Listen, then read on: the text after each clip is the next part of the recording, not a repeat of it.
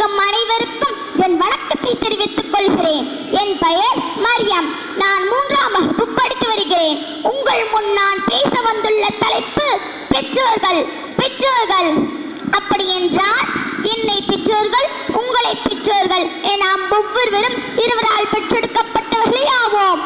மான் தன் தந்தைக்கு ஆற்றும் உதவி இவன் தந்தை என்னோற்றான் கொள் எனும் சொல் என்ற பொய்யில் புலவர் வள்ளுவரின் சொல்லிற்கேற்ப மகன் தன் தந்தைக்கு செய்யத்தக்க கைமாறி இவன் தந்தை இவனை மகனாக பிற என்னதம் செய்தானோ என்றே பிறர் புகழ்ந்து சொல்லும் சொல்லாகும். நல்ல சொல், நல்ல செயல், நல்ல விருந்தோம்பல் என ஒவ்வொன்றையும் குழந்தைகள் தங்கள் பெற்றோர்களை பெற்றுக் கொள்கிறார்கள். ஆகவே உணவு, உடை, கல்வி அத்தோடு இவர்கள் அனைத்தையும் வழங்க வேண்டியது பெற்றோரின் கடமையாகும்.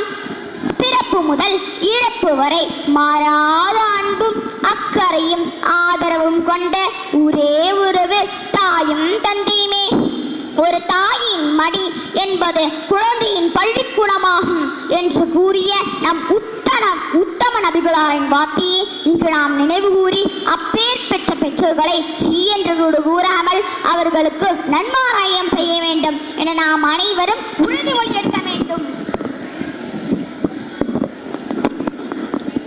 ஈன்ற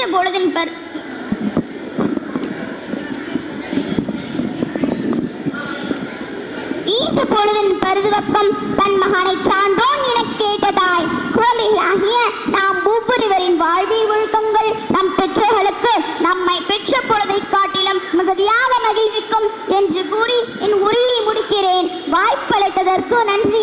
அஸ்ஸலாமு அலைக்கும் வரஹ்மத்துல்லாஹி